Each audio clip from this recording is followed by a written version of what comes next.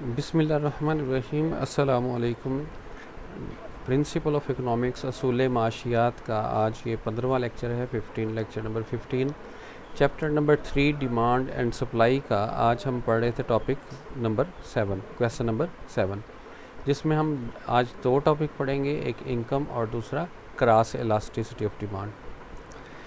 Income elasticity of demand को पहले discuss करते हैं। The ratio of percentage change in quantity demand due to percentage change in income, it is called income elasticity of demand. कि अगर हम इसकी बात करें इस फार्मूले से, कि इस फार्मूले से ये डेफिनेशन कैसे बनेगी, तो ये डिवाइड का साइन है, उससे ऊपर लिखा है percentage change in quantity demand, नीचे percentage change in income. Divide के साइन को रेशो भी कहते हैं। The ratio of percentage change in quantity demand to percentage change in income, it is called income elasticity of demand। Urdu में अगर इस फार्मूले को देखें तो बटे को हम निस्बत कहते हैं, तलब में फ़ीसद तब्दीली और आमदनी में फ़ीसद तब्दीली की निस्बत को आमदनी लचक कहते हैं। इसकी डेफिनेशन के बाद एक ये बात याद रखिएगा कि जिस तरीके से तलब की लचक हमेशा मनफी होती है कीमत के लिहाज से, इसी तरह आमदनी लचक मनफी भी हो सकती है, मुस्बत भी और सिफर भी हो सकती है। मुस्बत आमदनी लचक कैसे होगी? If demand for a commodity increases with increase in income, अगर इनकम के बढ़ने से डिमांड बढ़ जाए या इनकम के कम होने से डिमांड कम हो जाए, तो उस सूरत को हम कहेंगे income elasticity of demand positive होगी, आमदनी लचक मुस्बत होगी। अब ये जो रोज़मर्रा ज़िंदगी में हम चीज़ें इस्तेमाल करते हैं, नॉर्मल लाइफ में जो हमारी रोज़मर्रा की ज़रूरत की चीज़ें हैं, उनकी आमदनी लचक हमेशा मुस्बत होती है। यानी आमदनी का और उन चीज़ों का जो हमें हमारी ज़रूरत की चीज़ें हैं, उनका तल्लक आपस में मुस्बत होगा। इसी तरह कुछ अशिया ऐसी है जिनके साथ आमदनी का और डिमांड का जो रिलेशन है वो नेगेटिव बनता है।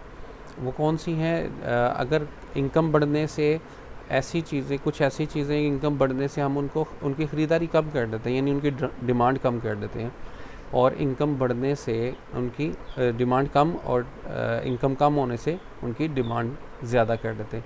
ये घटिया अशिया हैं जो आम तौर पर हम अगर हमारी इनकम बढ़ जाए तो हम उसका इस्तेमाल छोड़कर किसी अच्छी क्वालिटी की चीज़ों की तरफ के इस्तेमाल की तरफ चले जाते हैं। ज़ीरो या सिफ़र जो तलब की लचक है, उससे मुराद ये है कि अगर इनकम चेंज होने से डिमांड, उस चीज़ की डिमांड पे असर पड़े ही ना, कोई फ़र्क ना पड़े। If demand for a commodity is not influenced by the change in income, अगर किसी शय की तलब ऐसी है कि जिसकी आमदनी अगर शख्स की चेंज हो जाए, तो आमदनी चेंज होने का असर जो है वो डिमांड पे ना पड़े, तो इसको हम सिफर कहते हैं, उसकी लचक, आमदनी लचक।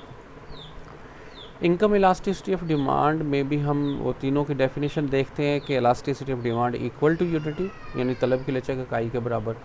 अगर कभी ऐसा हो कि इनकम चेंज होने से जितनी इनकम में चेंज आई उतनी ही चेंज डिमांड में आए, यानी दोनों में, इनकम में और डिमांड में चेंज इक्वल आए, तो इसको हम कहते हैं elasticity of demand, income elasticity of demand equal to unity. If change in demand is equal to change in income, it is called income elasticity of demand equal to unity. अगर तलब में तब्दीली और आमदनी में तब्दीली यकसा हो, तो इसे हम तलब की आमदनी लचक इकाई के बराबर कहते हैं। इकाई से ज़्यादा, if the change in demand is greater than change in income, then it is called income elasticity of demand greater than unity। अगर ऐसा हो कि हमारी आमदनी में तब्दीली के मुकाबले में तलब ज़्यादा तब्दील हो जाए, यानी डिमांड पे इम्पेक्ट ज़्यादा पड़े और यानी थोड़ी आमदनी चेंज होने के मुकाबले में, तो इसको हम कहते हैं elasticity of demand, income elasticity of demand greater than unity. तलब की आमदनी लचक इकाई से ज़्यादा। लेकिन इसी तरह आगे income elasticity of demand less than unity, तलब की आमदनी लचक इकाई से कम। If the change in demand is less than change in income, then it is called income elasticity of demand less than unity. अगर आमदनी में तब्दीली के मुकाबले में तलब में तब्दीली कम हो, तो इसको हम तलब की आमदनी लचक इकाई से कम कहते हैं। अब तीन चीज़ें पढ़ी हमने, एक इकाई के बराबर, इकाई से ज़्यादा और इकाई से कम। इकाई के बराबर उस वक्त होगी जब इनकम और डिमांड में सेम चेंज आए। ग्रेटर देन इनकम इकाई से ज़्यादा यानी ग्रेटर देन यूनिटी कब होगी, जब डिमांड में ज़्यादा चेंज आए, और लेस देन यूनिटी कब होगी, जब डिमांड में कम चेंज आए। अब इसका फार्मूला देखते हैं। फार्मूले में ई वाई ये ज़ाहिर कर रहा है इनकम इलास्टिसिटी ऑफ डिमांड को, तलब की आमदनी लचक को। डेल्टा क्यू ये क्यू ओरिजिनल डिमांड को शो कर रहा है और delta Q change in demand को, और इसी तरह वाई ओरिजिनल इनकम को, और डेल्टा वाई हमारी जो इनकम में चेंज आई उसको शो कर रहे हैं। अगर हम टेबल की मदद से इसी जो फार्मूले की वजाहत करें तो वो इस तरह हो सकती है। अगर फ़र्ज़ करें किसी शख्स की इनकम है 400 और वो किसी भी कमोडिटी के 20 यूनिट्स डिमांड कर रहा है, अगर इनकम में इजाफ़ा कर दिया जाए तो डिमांड में भी इजाफ़ा हो जाएगा। अब ये आप लोगों के पास इनकम भी आ गई और डिमांड भी आ गई। ये जो पहली इनकम है, जो ओरिजिनल इनकम है, इसको हम वाई से ज़ाहिर करेंगे, और ये जो ओरिजिनल डिमांड है, पहली डिमांड जो है, उसको हम क्यू से ज़ाहिर करेंगे। ये वाई इज़ इक्वल टू 400, यानी मैंने जैसे बताया कि पहली इनकम जो है वो हमारी वाई कहलाएगी, पहली जो डिमांड है वो हमारी क्यू कहलाएगी यानी 20, और change in demand, change in income कैसे शो कर रहे हैं, यानी डेल्टा वाई। अब जो इनकम है चेंज होने के बाद वो 500 है, पहले 400 थी, यानी करंट जो इनकम है वो 500 और प्रीवियस इनकम 400 है। करंट में से प्रीवियस इनकम को माइनस करेंगे तो हमारे पास डेल्टा वाई आ जाएगा। इसी तरह क्यू 20 है, यानी पहली जो डिमांड है वो क्यू कहलाएगी, ओरिजिनल डिमांड, और चेंज होने के बाद ये 25, यानी डेल्टा क्यू क्या होगा, 25 माइनस 20, यानी current demand minus previous demand is equal to 5। अब यही जो वैल्यूज़ हैं अगर हम 1 बाई 1 इनको पुट करें फार्मूले में, जो हमने पीछे देखा था डेल्टा क्यू यहाँ पे 5 है, तो डेल्टा क्यू की जगह हम 5 पुट करेंगे। फिर इसी तरह नीचे डेल्टा वाई है, तो डेल्टा वाई की जगह पे हम 100, फिर मल्टीप्लाई वाई की जगह पे 400 और क्यू की जगह पे 20। जब इनको सॉल्व करेंगे, 5 को 400 से मल्टीप्लाई करें, 20 को 100 से, या इनको किसी तरीके से भी अगर इसको इससे काटते हैं हम, 400 को 100 से डिवाइड कर दें, 4 आ गया। 20 को 5 से डिवाइड करें, 4 आ गया, यानी 4/4 इज़ इक्वल टू 1, यानी इक्वल टू यूनिटी इसका आंसर आएगा। नेक्स्ट है मुतकाते लचक यानी क्रॉस इलास्टिसिटी ऑफ डिमांड। इसके अंदर क्रॉस इलास्टिसिटी ऑफ डिमांड के अंदर 2 कमोडिटीज़ यूज़ होंगी, यानी एक को हम x और दूसरी को y कह लेंगे। If as a result of change in price of one commodity demand for some other commodities changes, अगर किसी एक कमोडिटी की प्राइस चेंज होने से उसका असर डिमांड किसी और की चेंज हो, किसी और कमोडिटी की चेंज हो जाए, तो इसको हम कहते हैं क्रॉस इलास्टिसिटी ऑफ डिमांड।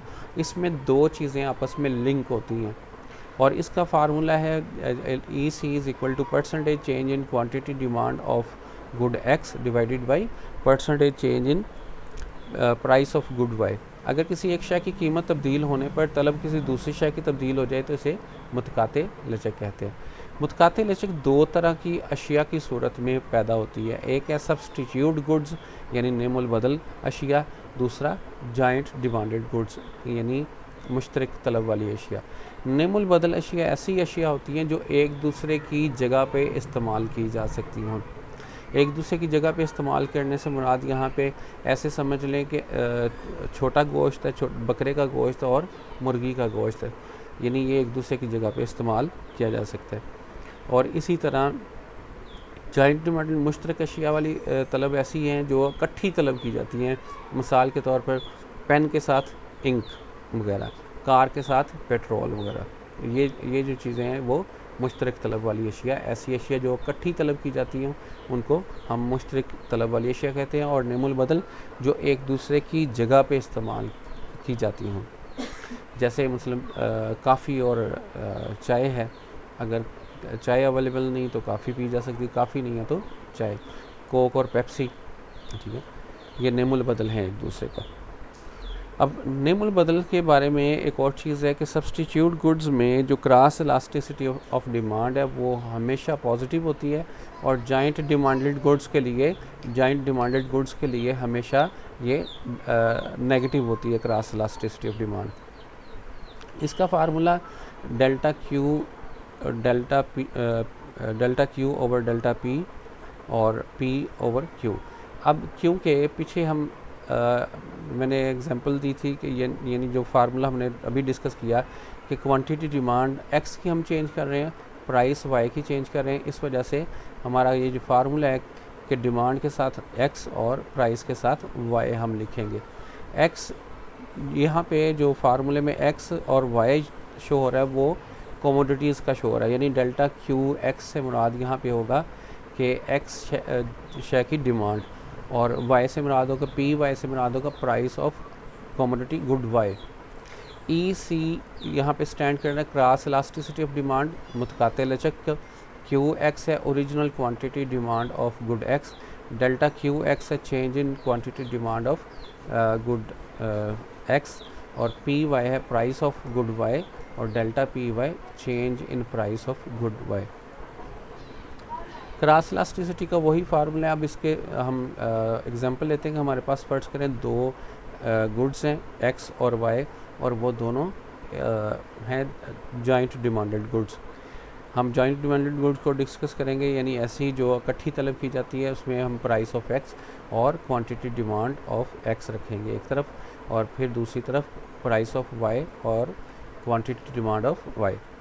यहाँ फर्ज करते हैं कि जो एक्स कमोडिटी है उसकी प्राइस है 20 और उसकी डिमांड भी 20 है। अब वाई की जो प्राइस है वो 100 है और उसकी डिमांड 20 है। अब जॉइंट डिमांडेड गुड्स क्यों कहा गया कि यहाँ पे याद रखिएगा जॉइंट डिमांडेड गुड्स की सूरत में एक्स और वाई दोनों की क्वांटिटी डिमांड जो है वो सेम होगी, यानी वाई की जितनी डिमांड है उतनी ही एक्स की डिमांड होगी। अब हम यहाँ फ़र्ज़ कर लेते हैं कि अगर जो हमारी वाई कमोडिटी है उसकी प्राइस बढ़ जाए, वाई कमोडिटी की प्राइस बढ़ने से इसकी डिमांड कम हो जाएगी वाई की, लेकिन इसकी डिमांड कम होने की सूरत में साथ ही, क्योंकि ये इकट्ठी तलब की जाती हैं, अगर ये 20 यूनिट तलब किए जाएंगे तो इसके भी 20 यूनिट तलब किए जाएंगे। अब वाई कमोडिटी की प्राइस ज़्यादा होने से वाई की डिमांड कम हुई, और जितनी ये डिमांड होगी उतनी ही इसकी डिमांड होगी, क्योंकि ये इसकी प्राइस हालांकि चेंज नहीं होगी। यानी अब हम इफ़ेक्ट देखेंगे क्वांटिटी डिमांड ऑफ एक्स और प्राइस ऑफ वाई का। यानी हमने रिलेशनशिप क्रॉस इलास्टिसिटी में देखना ये है कि डिमांड ऑफ एक्स जो है वो प्राइस ऑफ एक्स वाई की वजह से डिमांड ऑफ एक्स चेंज हुई। अब इसी को फार्मूले की मदद से देखेंगे। क्यू एक्स हमारा जो पहली डिमांड है 20, यानी क्यू एक्स पहली जो डिमांड है एक्स की, जो मैंने इनसर्कल किया है, जो सर्कल में मैंने कर दिया है, इसको देखेंगे आप कि पहली डिमांड वो है 20 और डेल्टा क्यू एक्स वो होगा, अब करंट डिमांड है हमारी 15, प्रीवियस डिमांड है 20, इसका माइनस करेंगे 15 माइनस 20 तो ये -5 आ जाएगा आंसर। इसी तरह जो इनकम है पहली वो है 100 और जो चेंज होने के बाद इनकम थी वो 121 है। Current income minus previous income उसको करेंगे तो डेल्टा पी वाई यानी 20 आ जाएगा हमारे पास। अब इन्हीं वैल्यूज़ को अगर हम फार्मूले में पुट करें तो डेल्टा क्यू एक्स की जगह ये -5 पुट करेंगे, डेल्टा पी वाई की जगह हम 20 पुट करेंगे और पी वाई की जगह पे हम करेंगे 100 और क्यू एक्स की जगह पे हम 20 करेंगे। और इनको जब सॉल्व करेंगे यानी -5 को 100 से मल्टीप्लाई करें, 20 को 20 से, तो -500/400 आ जाएगा। दोनों को डिवाइड करेंगे तो -1.25 यानी ये ग्रेटर देन यूनिट ही आएगा। और ये जो माइनस का साइन है ये इग्नोर करेंगे आप, क्योंकि जो रिलेशनशिप बन रहा था एक्स की क्वांटिटी डिमांड में और प्राइस ऑफ वाई में वो इन्वर्ट्स था, इस वजह से सिर्फ ये नेगेटिव का साइन आएगा और ये जॉइंट डिमांडेड गुड्स की सूरत में नेगेटिव आएगा। और कम्प्लीमेंट्री गुड्स की सूरत में अगर देखें सब्सटीट्यूट गुड्स की सूरत में देखें तो ये हमेशा पॉजिटिव आएगा। ये आज का टॉपिक यही था। इंशाल्लाह नेक्स्ट मिलते हैं अगले लेक्चर में और अगले टॉपिक के साथ। Thank you so much.